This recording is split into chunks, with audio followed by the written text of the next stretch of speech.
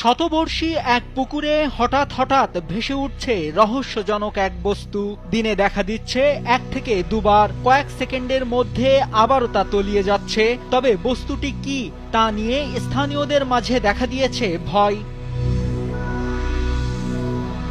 দূর থেকে সেই রহস্যজনক বস্তু দেখলে কুচকুচে কালো হাতের মতো মনে হয়। তবে স্থানীয়রা বলছেন এক এক সময় এক এক আকৃতি নিয়ে পুকুর থেকে ভেসে উঠছে বস্তুটি।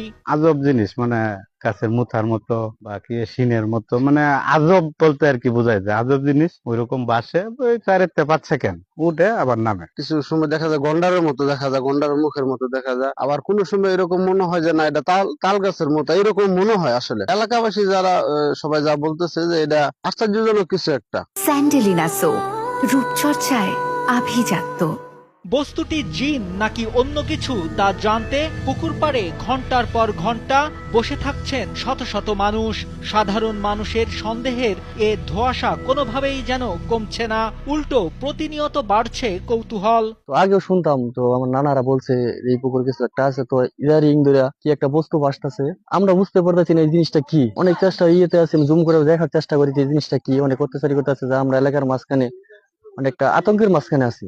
রহস্যময় সেই বস্তুটি নিয়ে লোক মুখেও বিভিন্ন ধরনের গল্প ছড়িয়ে পড়েছে।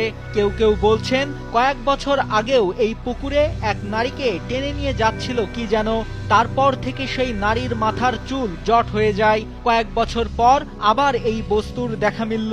7-8 বছর আগে এক মহিলা নাম ছিল 12টা একটা দিক দিয়ে মনে হতে পারে। ওই টাইমে নাম ছিল গোসল করতে গিয়ে তারা জানি কিসে পাওয়া ধরে টান মারছে। টান মারার পরে সেই মহিলাটা দলে দুর্মুল করে উঠে পড়ছে। তারপরে মাথার চুল গুলাই মানে সব জট হয়ে গেছে গা, মানে সবকিছু জট হয়ে গেছে গা।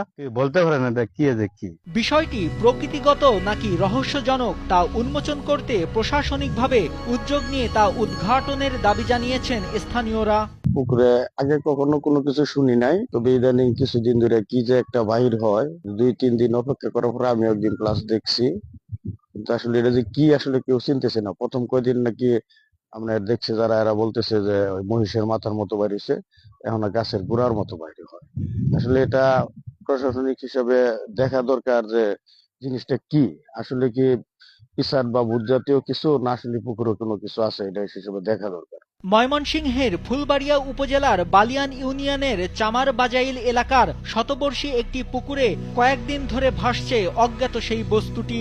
ফুলবাড়িয়া উপজেলা নির্বাহী কর্মকর্তা মোহাম্মদ আরিফুল ইসলাম জানান, সাধারণ মানুষের কৌতূহল নিরসনে ফায়ার সার্ভিসকে অবহিত করা হয়েছে। খুব শিগগিরই ফায়ার সার্ভিসের টিম পাঠিয়ে রহস্য উদ্ঘাটন করা হবে।